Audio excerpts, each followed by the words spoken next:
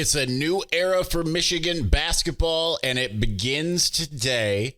Dusty May, named officially and introduced the new basketball coach for the University of Michigan. I walked away very impressed and honestly a little bit fired up after kind of hearing everything he had to say. We're going to talk about Dusty May and his introductory press conference on this episode of Locked On Wolverines. You are Locked On Wolverines, your daily podcast on the Michigan Wolverines, part of the Locked On Podcast Network. Happy Tuesday. We are back and doing it. Locked On Wolverines podcast, part of the Locked On Podcast Network, where it's your team every day. I'm your man on the ground, Isaiah Hole, publisher of Wolverines Wire through USA Today Sports Media Group, and I was on the ground today at the Jung Family Center, which is a little like press conference area room, kind of, in between Chrysler Center and Michigan Stadium, where they officially announced the 18th head basketball coach of the University of Michigan in Dusty May, who comes aboard from Florida Atlantic University. And I walked away definitely, especially once I kind of let everything kind of settle in, everything that he had to say. And I was like, man, this guy's impressive. It kind of matches a lot of the Sharon Moore of it all, which made it feel that much more kind of hype, you know, seeing the two of them together briefly. I put a picture, you can see it on Instagram, you can see it on Twitter probably too, of I think I put it on Twitter as well, of May, Regent Sarah Hubbard, Ward Manuel, and Sharon Moore all talking together. And it's kind of odd in a way, just to think of the fact that I have been in that building twice in the last essentially 2 months, in a 2-month time frame, for head coaching introductions, when I'd only gone through one of those in my 9 years outside. Granted, it was 4 years in, into covering anything when Juwan Howard was announced as the new head coach. So it was a little different to suddenly be back in that building for a second one for a different sport. But I think that he hit this press conference out of the park. He said everything in the way that you wanted to hear it, right? And it really felt like he has a really good grasp. But I texted my colleague Clayton Safey about an hour ago, and it's just like I said, he just feels really serious and like he knows what he's doing. And as Clayton responded, it's like not just that he knows what he's doing, but what he doesn't know, he'll figure it out, because that's what his track record speaks of. And he built that program in FAU from being a 500 team to a Final Four. Now, that is difficult to do, right? And I know a lot of, you see a lot of particularly Spartans. I don't think Buckeyes care that much, but Spartans try to downplay it, right? And say like, oh, you know, he was a group of five guy, you know, he had a flash in the pan year, so what? It's not like he was at Michigan before and got them to a Final Four. That, you know, one Final Four at a school like a place like Michigan or even Michigan State. I know they haven't had any coaching changes or anything in a long time. Indiana, Ohio State, a place like that, you could sit there and look at that and say, okay, that's a little bit more of a flash in the pan, because places like that recruit themselves. Now, I mean, Florida Atlantic is in a very, very beautiful area, Boca Raton, which is absolutely gorgeous. So I can see where like maybe the location, but as far as everything else surrounding it, no, Florida Atlantic is not a place that is supposed to make a Final Four, right? It's just not normally of that caliber. He knows what he's doing, and it became very apparent. Some of the things that he had to say about the way that he's going to go about everything is very impressive, as well as his, when asked, like, what is this going to look like this year? And even though he comes out and says, we're going to find a way to make this as competitive as fast as possible. Like, it's not going to be a rebuilding year. We got to do this now. We don't have the time to sit there and try to dilly-dally. But at the same time, he's like, what's it going to look like this year? I don't know. And that's something that's kind of led my life, right? You follow along with this podcast for any period of time. Every now and again, I get an accusation from people who say, like, he pretends he knows things. But anyone who's followed along in this podcast for a long time will tell you that I am very quick to tell you when I don't know something. And there's a reason why, because it's to me, it's a smarter place to be. So don't pretend that you know something that you don't, right? Just be honest. Just say, I don't know. So, Just like I will tell you when I don't know something, I might tell you this is what I'm speculating, but I don't know. Dusty May comes up to the podium and he says about certain things, I don't know, but we're going to find a way to figure it out. That is someone who's accountable. That is someone who knows, it's not that he knows what he doesn't know, but knows that he doesn't know what he doesn't know. If that makes sense. And that's a good place to be, right? Because then he's like, okay, I don't necessarily know everything. I'm going to find a way to make this happen, make this work. When it comes to different things, philosophy of the game, it's going to look a little bit different, which I really appreciate. Let's go to the quote here, because I think that's a good way to kind of get into what it's going to be. So, number one, he said Michigan basketball, the one thing he promises, it's going to be enjoyable to watch. And as I said on the tagline on the Wolverines Wire Facebook page, good, because it hasn't been enjoyable to watch for the last few years. But it's that's what he's vowing. He's like, it's going to be enjoyable to watch. But what is this going to look like once this is officially a Dusty May team, as he says? If we ever walk the ball up the floor, if we're not at least jogging or moving at a solid pace, then the guys will hear from me. It needs to be free flowing. They don't want the defense to ever get set. We shoot probably too many threes. We finish at the rim. We play modern basketball. We do use analytics, use the metrics, but we try to find the best way for us to play that centers around what do your best players do well, and then what do other guys bring for skill set. And then you mold them, but fast-paced, energetic guys who want to share the ball, playing together. All five guys are connected on both sides of the ball. It's more like jazz. We're playing off of each other, reading each other. So I can't say we're going to shoot this is, again, the accountability, talking about what this year looks like. I can't say we're going to shoot a ton of threes this year because I haven't seen a roster yet, because he's got 3 scholarship players at the moment. But they're worth more, so we'll sure shoot a lot of them. And defensively, we'll try to be a little different. We'll try to be as disruptive as we can with our personnel. I love this part. Absolutely love this part. I think this is really smart. And then we've always taken a lot of pride in trying to play a little bit different than everyone else than the group thinks. So you're not just preparing for us every single day in your own gym. He's talking defensively there. But what it looks like to the detail, I don't know yet. But I do know what I want it to look like at the end of the day. And it's fast. There's a lot of action, very few stoppages, and hopefully we're scoring a ton of buckets. I absolutely love that, right? He doesn't know what he doesn't know. And that's fine. I know, like, a lot of people say the positive is, he knows what he doesn't know. And I guess you could say that's kind of the truth here as well. But it's like he's admitting, like, I'm going to be fluid with the situation.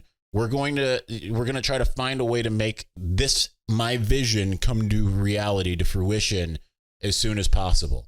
I love it. I think he's a bright guy. We've got a lot more to discuss as far as Dusty May. We will do that in segment 2. Segment 3, we will talk about Rod Moore and his season-ending injury. Yes, I know normally we'd put that at the top. I shouldn't say season-ending, but at least significant injury that could preclude him for at least most of the season. We'll get to all of that in segment 3, and then we'll talk Dusty May in segment 2. But before we get to that, say goodbye to busted brackets, because FanDuel lets you bet on every game of the tourney. Whether you're betting on a big upset or a 1 seed, it's time to go dancing on America's #1 sportsbook. Right now, new customers get $200 in bonus bets if your first $5 bet wins. So pick a ringer, guys. It's a little harder to do, and now that we're in the Sweet 16 and all, but still. That's $200 that you can use on point spreads, money lines. You can even pick who's going to win it all. It's just free money. Just have at it. It's so much fun when you have that free money to play with. So just visit FanDuel.com/lockedon and bet on college hoops until they cut the nets down. We'll continue on here in just a moment, but before we do that, passion, drive, and patience, what brings home the winning trophy, is also what keeps your ride or die alive. eBay Motors is everything you need to maintain your vehicle and level it up to peak performance, from superchargers, roof racks, exhaust kits, LED headlights, and more. Whether you're into speed, power, or style, eBay Motors has got you covered.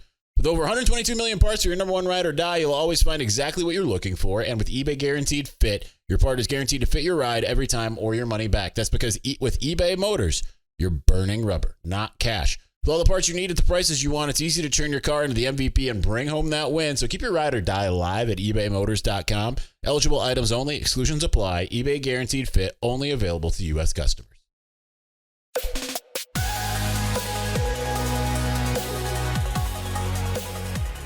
All right, let's continue on here. There's more to it with Dusty May. Let's go back to the old quote machine here, meaning things that have been typed up here. Obviously, anything that I wrote were kind of the biggest takeaways that I had. He talked at length about what this team will look like next year. I don't have those quotes pulled up in front of me, but I can see what I can remember. Basically, like, we're not gonna. Well, actually, I do. I think I did type that up. He's talked about what the team's going to look like next year in terms of like how he's going to attack trying to fill the roster. He talked about recruiting. He talked about NIL, and he talked about the transfer portal, all extremely pivotal things. And it's much different, right? Because as I pointed out in the article, Juwan Howard's downfall was following up last season with this season. And why did it happen that way? In large part because the roster mismanagement happened due to those exact things, right? It's Hunter Dickinson transfers out, so you're losing your biggest star player. Papa Conte cannot get admitted into the university. You lose one of two of your recruits, and it's your prized one at that out of the two. You get all these transfers, and two of them aren't able to make it in. Terrence Shannon and Caleb Love. That's the biggest difference, right there. Those four players. How much different does this Michigan basketball team look like? Now, granted, Caleb Love, Terrence Shannon, Papa Conte, they're, again, not clearing admissions. So it's not like that was something Juwan Howard could control, but he could control who he goes after. So that becomes a problem. But how much different does this Michigan basketball team look with those four players? Probably a lot different, but Hunter Dickinson was on the team last year when the team went to the NIT. So, and he leaves because of NIL, right? So you've got three of your biggest problems right there. You've got Papa Conte, a recruit, unable to make it in. Hunter Dickinson, transfer portal, not able to come in, he leaves. And then you got the two incoming guys, essentially not able to come in. So that's a big portion of it all. Now, he is very optimistic when it comes to NIL, which I know is what people are mostly concerned with. So he said he is working with Ward Manuel at the athletic department, and he considers himself a partner in this, in upping the NIL. He says, absolutely, it's just more of where we are, where do we think we can get to, and I volunteered information that I look at myself as a partner in that. And I'm eager to help and do whatever we can, but absolutely, they came up several times, and as far as the conversation about NIL during the hiring process, and they're ongoing. And yeah, we like the direction we're going in. Obviously, especially with Louisville being the other contender and probably being ahead of Michigan in terms of stuff like that at this moment, at this very juncture, that at least shows that there is a plan. Like I've also told you, I've been in some of the rooms while Ward Manuel has pitched donors and all of that kind of stuff. It is eloquent and forceful, but not like, as he said at the national championship game, and this is probably not something I'm supposed to repeat, but I'm going to. He was basically like, do you like being here at the national championship game? Did you like going to the Rose Bowl? Well, if you want to continue doing that, then you've got to help us, right? Like this is a fundraiser for the Champion Circle Collective. So, I thought that was a good way to go. And it's pretty clear that Michigan has a plan now. Okay, like maybe the plan wasn't, was he flat-footed before? Sure. I'm not disputing that. But, between the Learfield and Altea Sports Partners partnership and what he's able to sell to Dusty May, clearly he knows where it's going and feels good about the direction of it, at least enough to take the head coaching job, knowing that if this doesn't succeed, chances are Michigan is not going to be that good, right? Transfer portal, he equated to speed dating, which I thought was pretty accurate. And just basically like you just kind of get in there and you just got to start trying to like figure things out. But at the same time, he says, I think it's very valuable to have a network of people you trust and they trust you. And hopefully between former players, former coaches, our programs, we have thousands of agents working for us. When I say agents, people that are going to say great things about us and what players play for us. So we're going to cast a big net. We'll narrow it down. We'll be very patient because we're not going to take the wrong guys because we have several spots. We'll be very thorough, but understand we need to be right. We need to do our research in advance and make sure that we make very calculated decisions because there's a lot of options and they're not all great options. I think that, again, is very smart, but not even as smart as this next part. Asked about the issue sometimes with academics. Now, of course, there are the reports out there that Santa Ono basically said, don't worry about it. We'll figure it out. We'll get your guys in type of thing. It's still, that remains to be seen. And what he says about the academics part is it's an acknowledgement of him understanding what's happening, where he's at, right? Where his feet are. He says there's an academic mission of a university that's never going to change, and our job as coaches is to find student athletes that match and value that mission as well. And sometimes it's just like the little things. Social media takes off and becomes a narrative, and then when it's impossible to respond to or even counter, not when. So to answer the question, we'll be very thorough. We'll do our homework as much as possible to try and find the best guys for us. I'm telling you, this guy's sharp. He knows where his feet are right now. He knows what's happening. And he talks about coming to Michigan and he sees the pride behind the Block M and the alumni base and everything. And as he said, asked about the Louisville of it all. It's like, hey, that's a great program, but this is a better fit for me. I just see all of it. And I'm like, this is where I need to be, is Michigan. So clearly has a love and an understanding for where he's at already. And I think that to me, one of the more illuminating parts was I asked him very specifically about the rivals. And I specifically said Michigan State, Ohio State. He didn't talk about Michigan State, but he's basically like, I know who all about these rivalries. I'm from Big Ten country. He's from Illinois. He, went to college at Indiana. He's like, I understand this. I lived next door to Chris Carter, who's ended up working at Florida Atlantic University. And I've heard all about that team down south, right? Like he's already saying stuff like that, right? He knows these traditions. Now that's not a thing, right? Like really too much at Michigan. We say Ohio State, it's them that usually doesn't. But you try to really amplify a rivalry. You say things like that, so it's pretty clear that he has a good idea of what the rivalries are. And I thought that he really is just acclimating himself really well in the very, very short term. And I think that is really impressive. So Dusty May, I look forward to covering him. I think I'm excited to go back to Chrysler, right? He says it's going to make it enjoyable again. I'm telling you, it has not been enjoyable the last few years. It has not been a pleasure to go down there. And I'm like, man, can basketball season be right now? I want to see what this looks like. So I'm sure I'm not alone in that. All right, let's talk about Rod Moore. I hate to do this in segment 3, but again, new basketball coach. We haven't really talked about it. That takes precedence, unfortunately, over any football for the moment. But we are going to get into the Rod Moore injury, and we'll talk about that here in just a moment.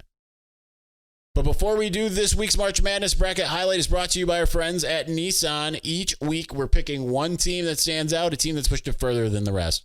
Just like any of the all-new 2024 Nissan SUVs, these guys were able to take it to the next level. The Iowa State Cyclones can only be described as a Pathfinder. They've been thrilling to watch and have really created a lane for themselves, entering the tournament as one of the hottest teams in the country. They have a date with Illinois, who boo this Thursday in the Sweet 16. Take the Nissan Rogue, Nissan Pathfinder, or Nissan Armada and go and find your next big adventure. Shop nissanusa.com.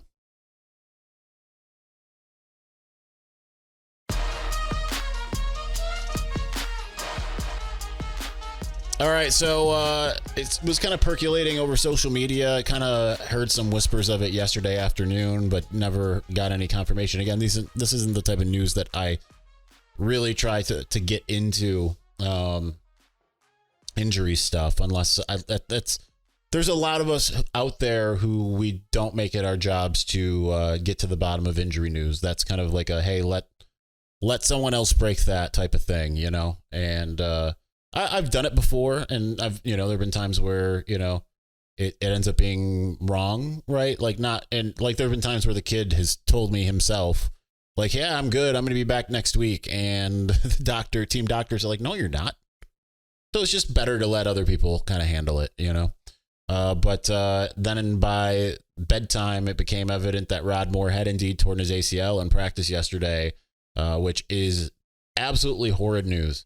And this is kind of where, like, and I've seen this all over the internet, but this is kind of what we've said, like, Keon Sabb, if you're looking for playing time, brother, like I understand NIL plus playing time at Alabama. That's probably a pretty easy sell, but you could have been right there in this, basically what we think is probably the same system. Cause again, I'm not buying into the Makari Page thing.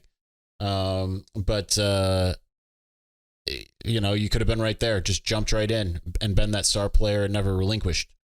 But Michigan's still in a good spot, right? It brings back Quentin Johnson, which was not expected for a while there after he had announced he was entering the draft, and now he's back. And Zeke Berry and Brandon Hillman. Brandon Hillman entering year 2.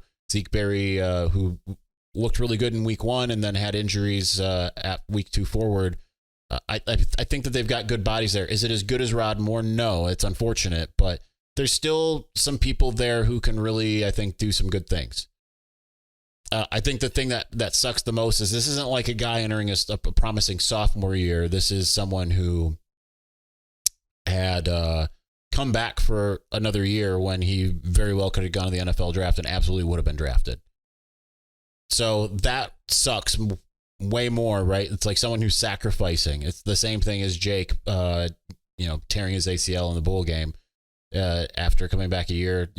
He could have been a first round pick the year before. That's where he was kind of slotted in some of the 2 early NFL drafts coming out of 2015. Comes back, has a great year, wins the Mackey Award, has a devastating injury, and then falls to the 5th round.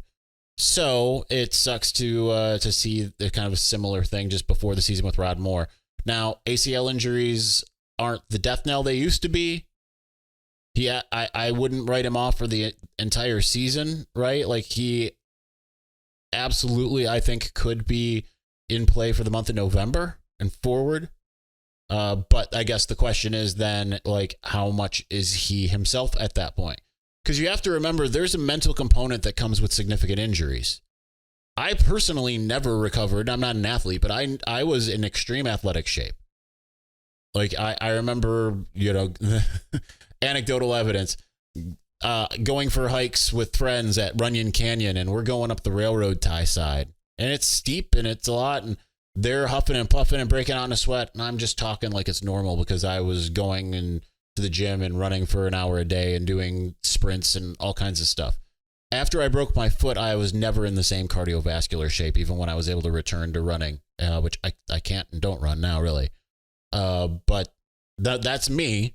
I'm speaking from personal experience. But then you look at someone like Blake Corum, who it clearly took more than half the season for him to become Blake Corum again. Donovan Edwards just told you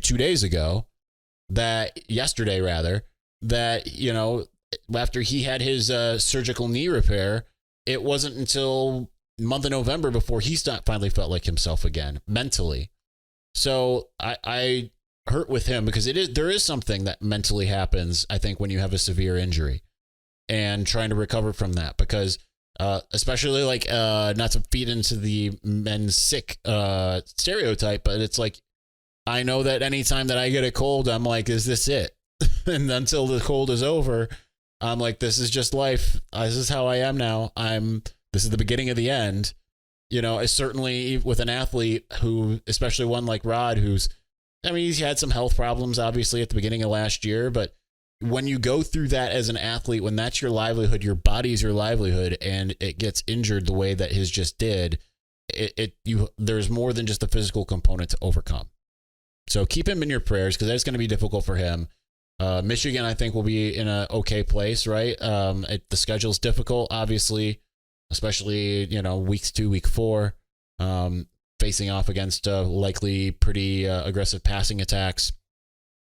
So you hope that those other guys are really, truly that next man up. But that is kind of the program Michigan has gotten back to, next man up, right? So we'll see. And certainly I think that people feel a lot better about the situation, even without Keon Sabb, than they did before. And hey, maybe Keon looks at the situation in Ann Arbor and says, maybe I just want to go back. I don't know. That's, again, I don't know. I'm speculating. But we'll see how Michigan decides to treat this, and we'll probably find out a little bit more tomorrow at the press conference. So that's what we're going to talk about. We're meeting with 3 players tomorrow: Colston Loveland, Kenneth Grant, and Will Johnson. So we'll certainly get more answers for how each side of the ball looks. We will talk about that on Wednesday's episode, mailbag on Thursday, and Friday we'll keep that up in the air for the moment. So thank you for watching. Thank you for listening. We'll be back on Wednesday evening. Peace.